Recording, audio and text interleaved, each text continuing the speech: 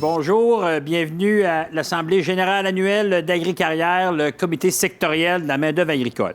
Mon nom est Paul Doyon, je suis président d'Agri-Carrière et je suis accompagné aujourd'hui de Geneviève. Bonjour, Geneviève Lemonde, directrice générale d'Agri-Carrière. Ça nous fait vraiment plaisir de vous retrouver sur la scène aujourd'hui pour l'Assemblée générale annuelle d'Agri-Carrière pour une année qui a été, on va se le dire, assez tranquille, là, la routine, hein, Paul? Non, pas du tout. Non, ça n'a pas du tout été tranquille. Dans la dernière année, ça a été plein de défis qu'on a dû s'adapter quotidiennement. Dans la dernière année, on a répété 2 mots. À tous les jours et parfois plusieurs fois par jour. Ces 2 mots-là, c'est autonomie alimentaire. La pandémie a sensibilisé la population à l'importance de notre dépendance envers les produits importés. Le monde agricole le disait depuis longtemps. Le gouvernement, de par sa politique agroalimentaire, le dit déjà depuis plus de 2 ans. On souhaite mieux garnir l'assiette des Québécois avec des produits du Québec. Mais pour réussir toutes ces belles ambitions-là, ça va prendre des travailleurs. Ça va prendre des travailleurs sur les fermes, ça va prendre des travailleurs dans nos champs, ça va prendre des travailleurs dans nos usines de transformation. Puis ces travailleurs-là, ils ne vont pas tomber du ciel, il va falloir mettre des efforts pour y arriver. Il va falloir être très attractif, innovant, il va falloir inventer des nouvelles façons de faire pour y arriver. Les opérations peu automatisées et peu automatisables qui nécessitent des travailleurs, on peut prétendre qu'en augmentant les salaires, on va réussir à aller chercher ces travailleurs-là. Mais là, c'est les enjeux de compétitivité qui embarquent. Par chance qu'on a accès au programme de travailleurs étrangers saisonniers et temporaires. Même avec tous les enjeux en lien avec la pandémie, c'est compliqué au niveau des travailleurs étrangers, mais tout le monde met leur effort pour y arriver. Bon, c'est pas l'endroit de faire de la politique, là, mais on va en faire un petit peu quand même. Dans les prochains mois, prochaines années, moi, je souhaite une plus grande collaboration entre le MTES, le MIFI, le MAPAC. 3 ministères qui sont importants. On a des grandes ambitions de société pour l'agroalimentaire et ces 3 ministères-là, ensemble, peuvent permettre de grandes avancées. Pour la suite, je vais demander à Geneviève de poursuivre. Elle a préparé avec son équipe une belle présentation. Elle va faire l'analogie avec un arbre, les saisons. Là, ça va être super bon, mais je pense même que ça va être un peu émouvant. Fait que Geneviève. Alors, la pression est là. Oui, l'analogie avec l'arbre cette année, parce que comme un peu partout, tout le monde, on a été confronté à une année spectaculaire qui nous a vraiment confrontés dans nos façons de faire. On a eu des branches dans l'équipe qui ont oscillé. On a été ébranlés, mais on a été plus ancrés que jamais. Puis c'est ce que vous allez voir dans la rétrospective de l'année. D'ailleurs, le détail de toutes les activités et la rétrospective qu'on va vous présenter va se retrouver dans le rapport annuel complet d'Agri-Carrière sur le site Web après l'événement.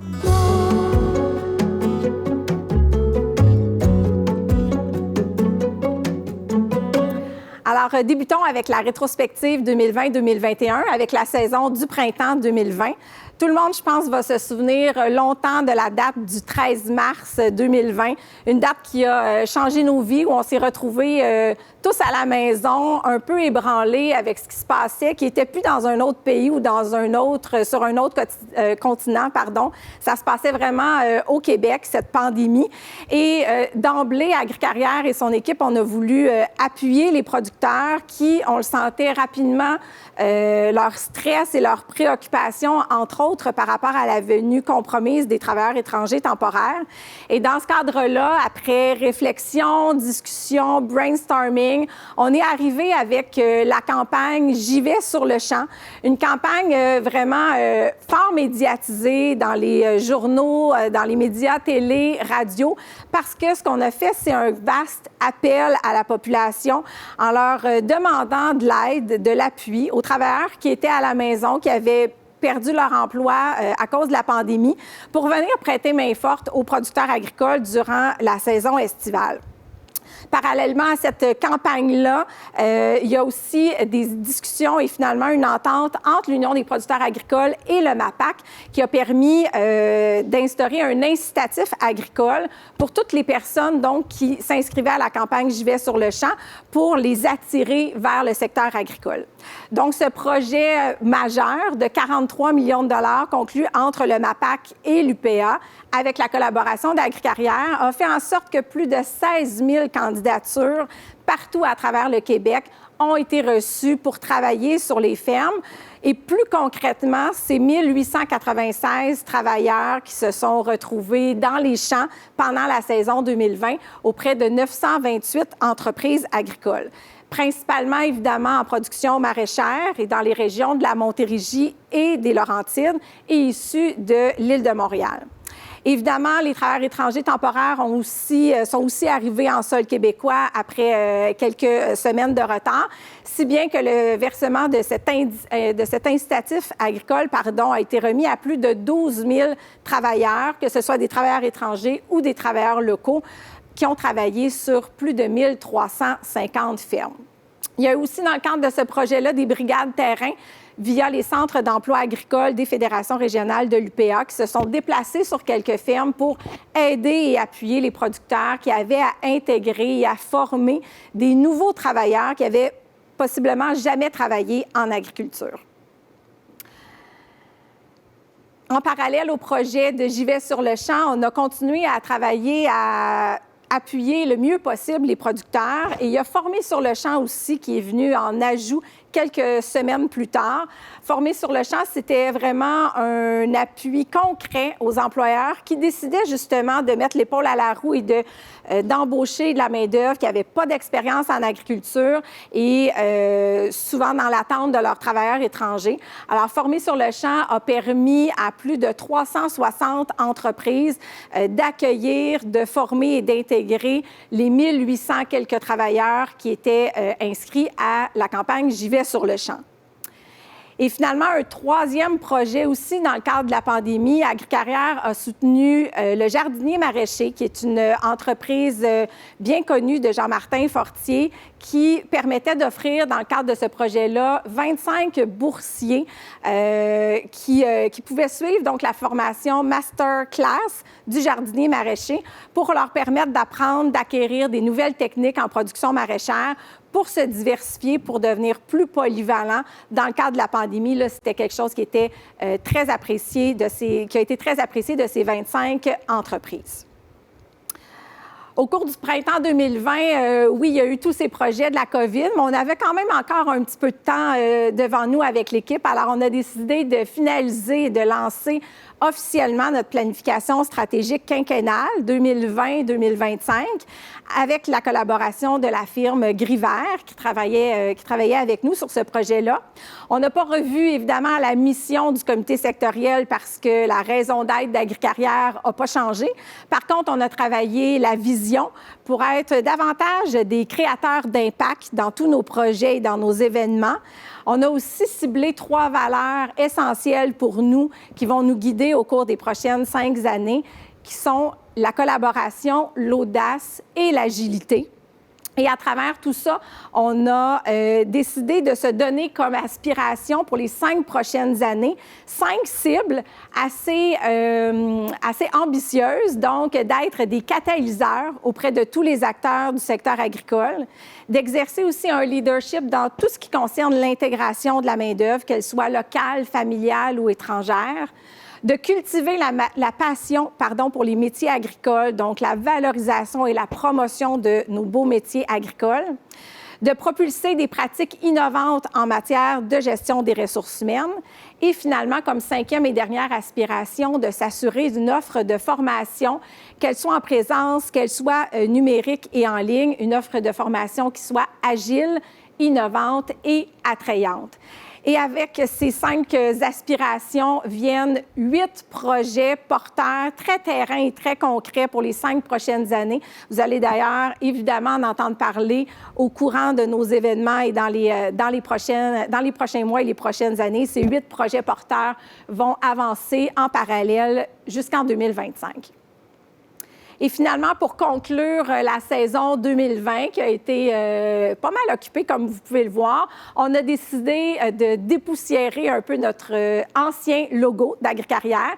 Et avec la firme Wink, on a décidé d'y aller avec un logo qui collait davantage justement à notre nouvelle mission, à nos valeurs, un logo plus épuré, moderne, audacieux. Alors, c'est le logo que vous voyez à l'écran. C'est ce qui complète la rétrospective de la saison printemps 2020. Je laisse maintenant la parole à Sheila Mosquera pour présenter l'été 2020.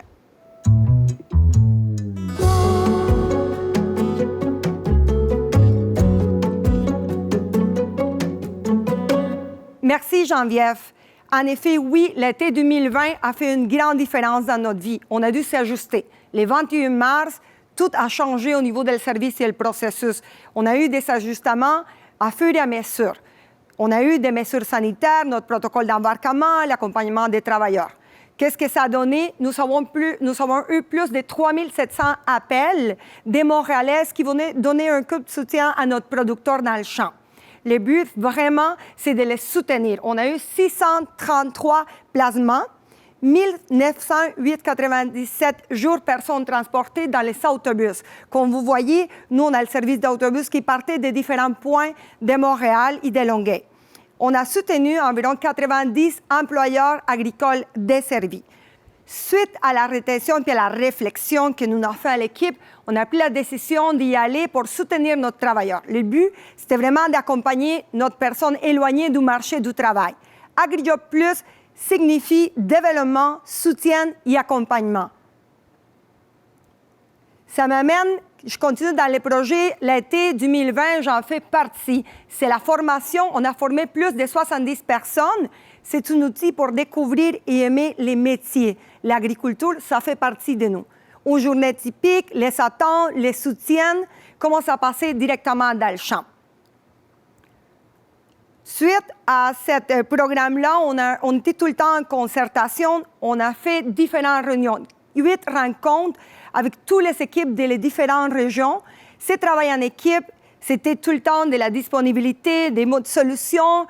On était toujours à l'écoute. Et je vous dis, après, on a été mouvementé. On a eu le soutien de l'équipe. Je cède ma parole à ma collègue José qui nous amène vers l'automne.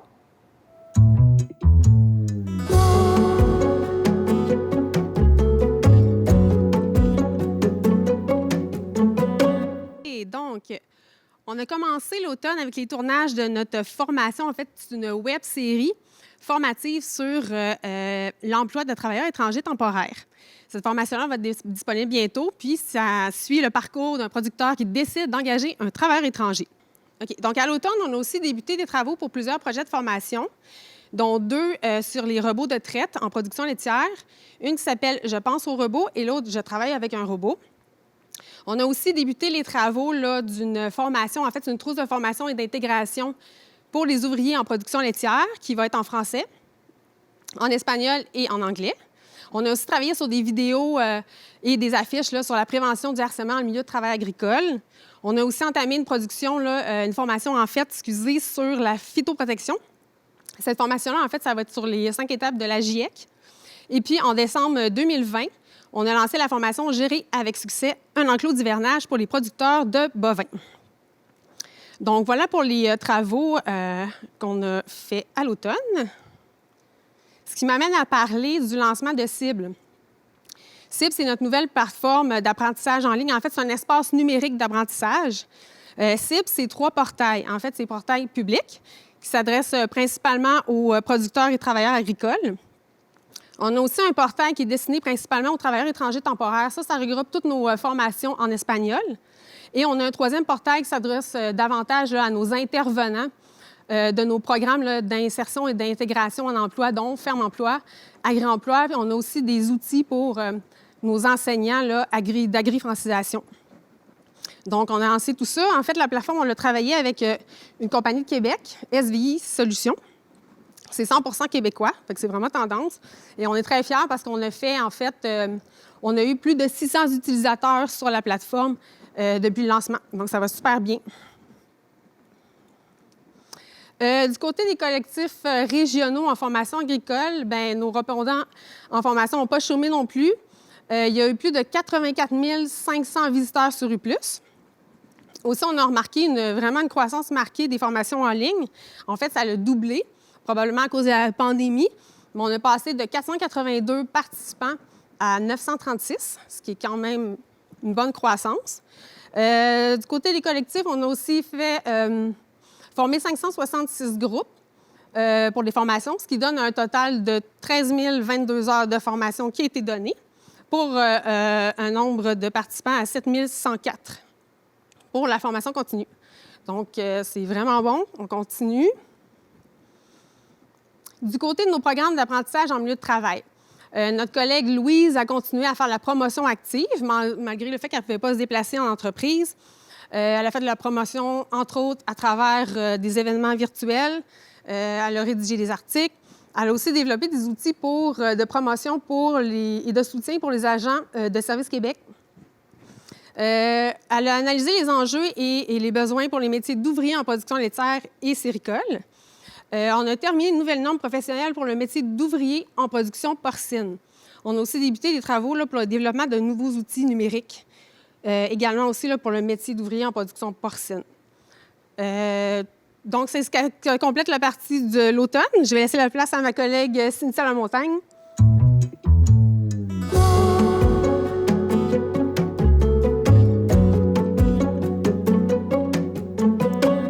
On a amorcé l'hiver en force avec les gagnants de la 14e édition du concours Ma ferme, mon monde.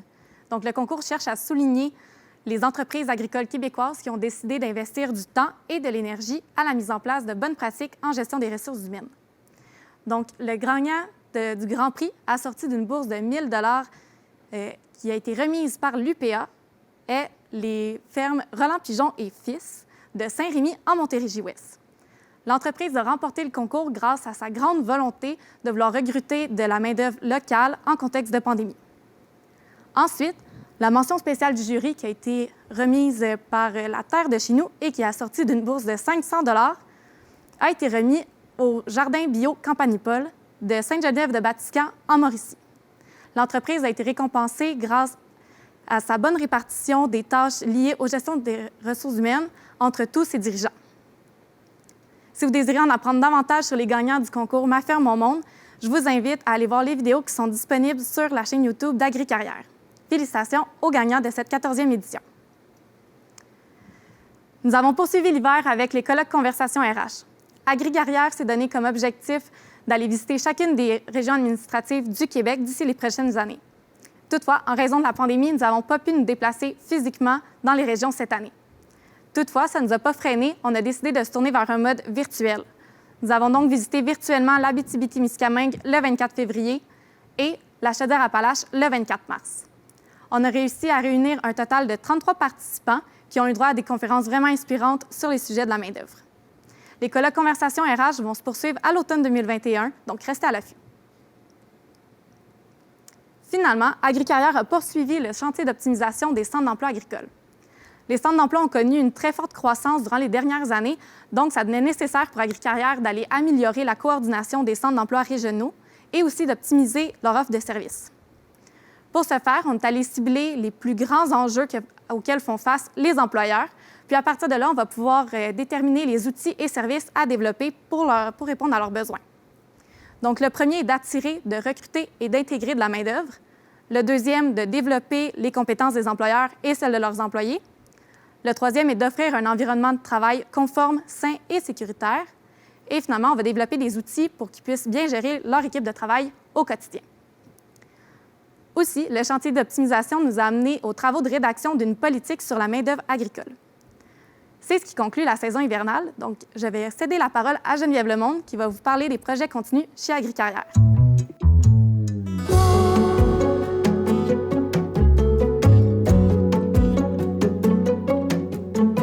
Donc, Donc, pour la dernière partie, évidemment, on vous a parlé de projets qui étaient très spécifiques à certaines saisons de l'année, mais on a plusieurs projets porteurs majeurs à Agricarrière qui se déroulent tout au long de l'année. C'est le cas d'ailleurs de Ferme Emploi et d'Agri-Emploi, 2 projets qui incitent l'intégration et la formation en milieu de travail, associés ou non à un programme d'apprentissage en milieu de travail.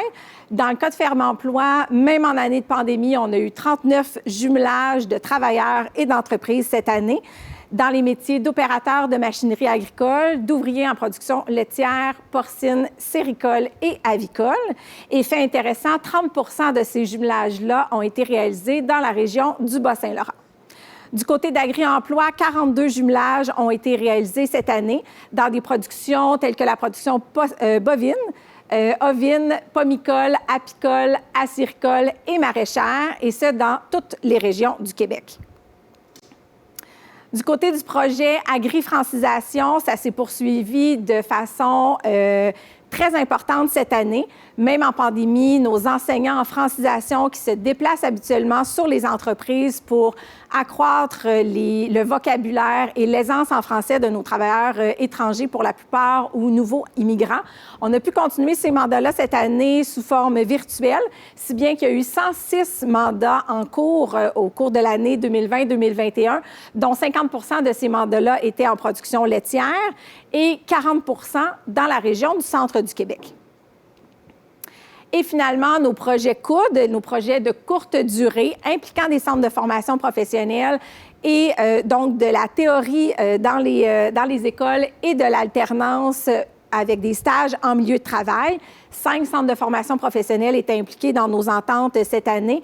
Le centre de formation professionnelle d'Alma, de Saint-Anselme, de Frères Moffett, de Fierbourg et de Quaticook. Et à travers ces centres-là, il y a 33 étudiants participants qui ont pu bénéficier donc de cette alternance sur les bancs d'école et par des stages directement en milieu de travail.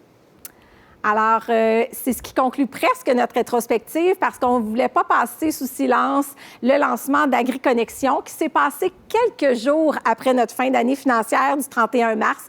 Donc, si vous n'avez pas eu encore la chance, on vous invite à télécharger sur votre cellulaire l'application AgriConnexion qui se veut un guichet unique de toute l'information disponible et nécessaire pour nos travailleurs étrangers temporaires, que ce soit leurs droits, leurs obligations, des ressources disponibles, le vivre au Québec sous forme de plusieurs trucs et astuces.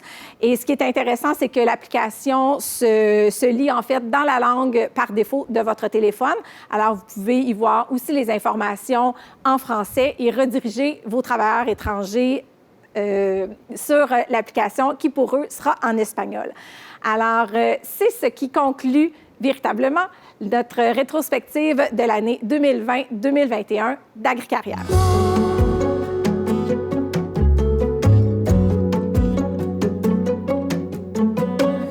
Bon, ben pour conclure, je voudrais quelques remerciements. Premièrement, Geneviève Lemonde pour son dynamisme, son professionnalisme avec toute son équipe. Je voudrais également remercier toute l'équipe d'Agricarrière, une petite équipe avec des grands résultats. Je voudrais remercier le conseil exécutif, le conseil d'administration également qui sont là régulièrement pour alimenter toute cette organisation-là. Il y a également nos partenaires. Oui, nos partenaires de tous les instants qui sont essentiels dans tous nos projets les plus fous, toutes nos ambitions aussi audacieuses. Merci d'être là avec nous et de nous accompagner également dans notre énergie débordante de l'équipe. Alors, sur ce, on vous dit à l'année prochaine.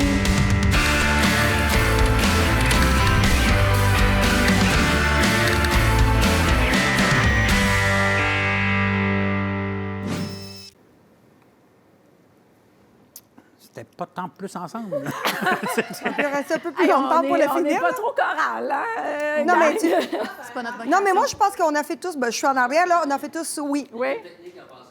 Vous, qu'est-ce que vous en pensez? Oui, hein? On a fait tous vraiment... N'importe quoi.